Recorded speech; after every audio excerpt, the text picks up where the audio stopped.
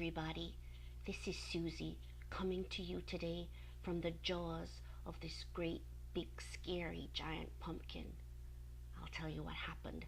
I was walking home from the library where I was reading some cool Halloween stories for some kids when whoop swoosh, out comes this great, big, scary, giant pumpkin who grabs me and gobbles me up whole. Well, I guess I'm kind of lucky that I'm not one big old smooshy pile of blueberry pomegranate ice cream right now. But I have to tell you something. It's not so bad in here. I mean, this guy has a whole bunch of candy back there. Ooh, it's good. I've been kind of enjoying myself, actually. He has candy corns back there, chocolate, candied apples even. Delicious. I guess that he's been walking around the neighborhood and taking kids' candy and just swallowing it all whole.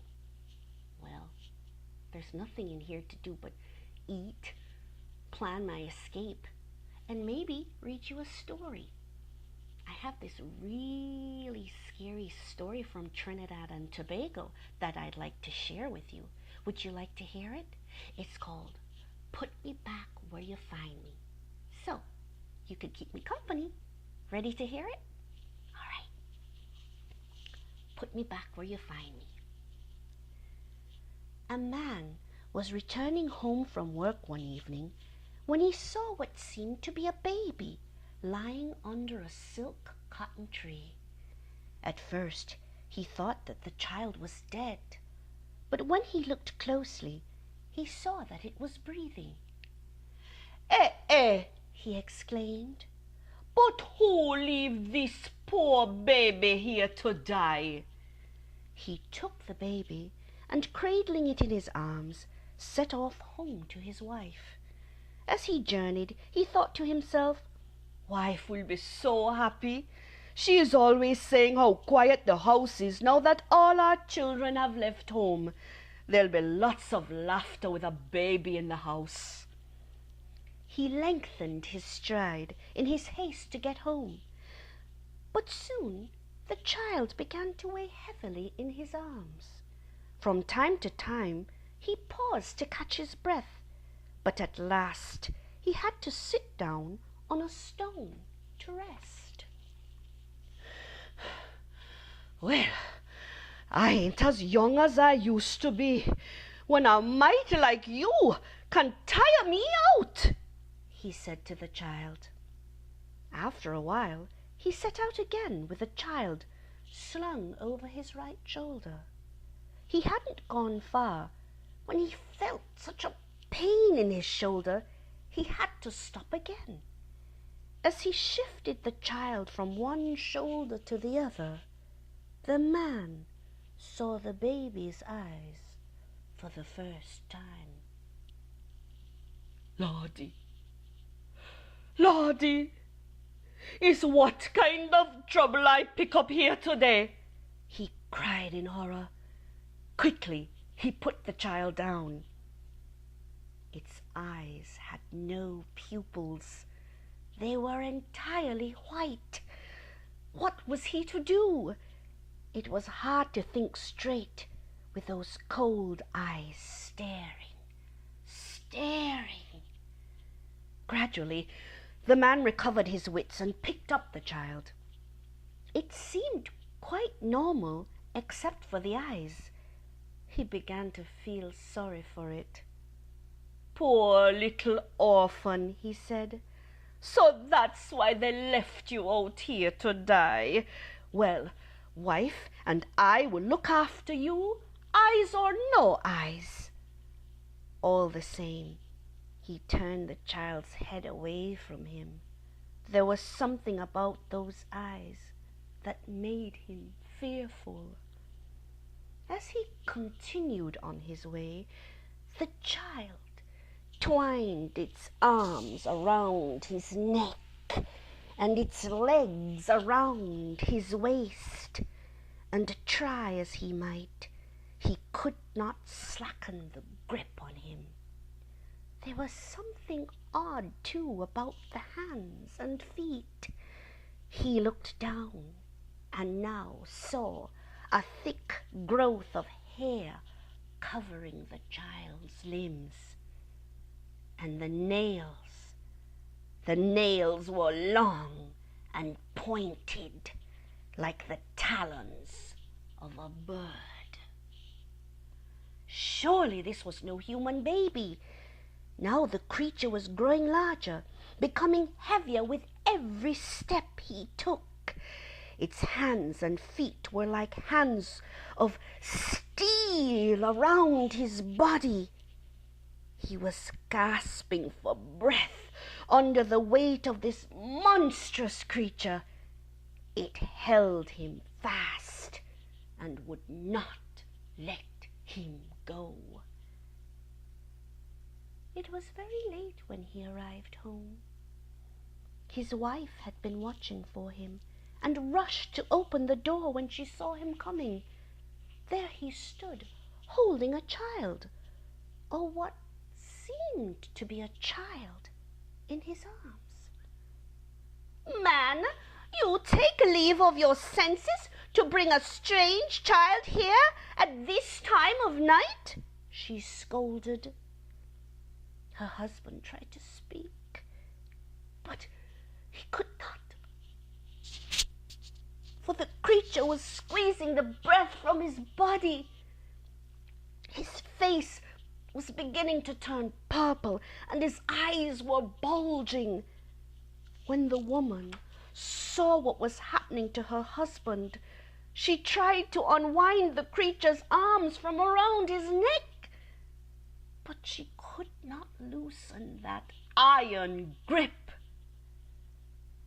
Look upon me trouble here tonight. This thing like it mean to kill my husband," she exclaimed.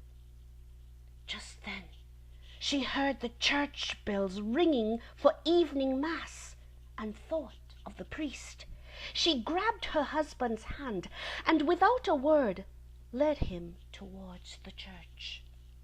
When the priest heard the story, he came to the man with his holy book and his candles. But nothing he said or did made the slightest difference. The creature clung tightly to the man. The poor woman was at her wit's end. She cried, "Oh, Father, help my husband. Look how the wicked creature choking the life out of him." "I have done all that I can. Now you and your husband must pray hard and ask to be forgiven of your sins," said the priest. At these words, the poor man began to weep. Tears rolled down his cheeks and splashed on the creature's body. Suddenly, it spoke in an awful, rasping voice. "Don't hollow me. Don't drown me.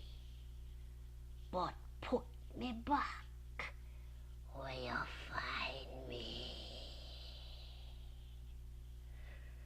Immediately, the man felt a slight slackening of the creature's hold on him.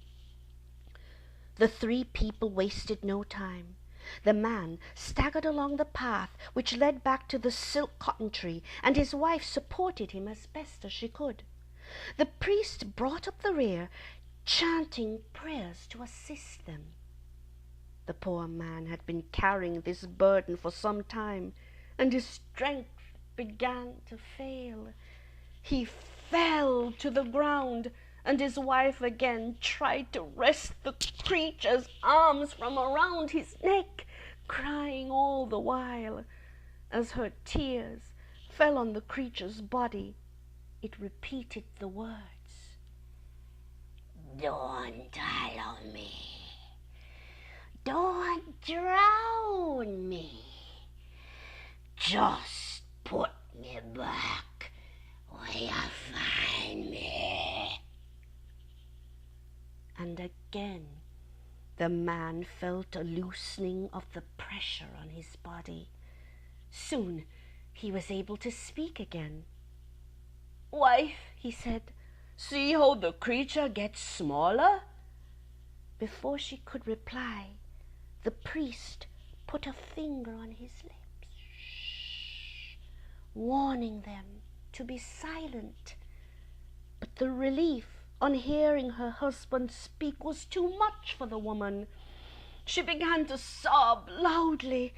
Seeing his wife in such a state, the husband too burst into tears, which fell like raindrops on the creature in his arms. This time it shrieked, "Ah! Don't allow me! Don't drown me! Just put me back where you find me!" By this time, they had arrived at the tree. When they looked at the creature, it had shrunk to the size of a small baby again. Its eyes were closed as though in sleep. The man laid it on the ground where he had found it. The end. You know, that scary baby reminds me of European folklore. Have you ever heard of a changeling? Well, whenever a fairy baby is sick, the fairies leave the sick child in the forest, hoping that a human being will leave another child for them, a human child for them in return. So I think that's a little bit scary. You can look it up though. It's called a changeling, and it's always interesting to find out new and strange and wonderful things. Well, I'm going to try to get out of this pumpkin and make my way home. So I hope you enjoyed the story as much as I did, even if it was a little scary. Bye.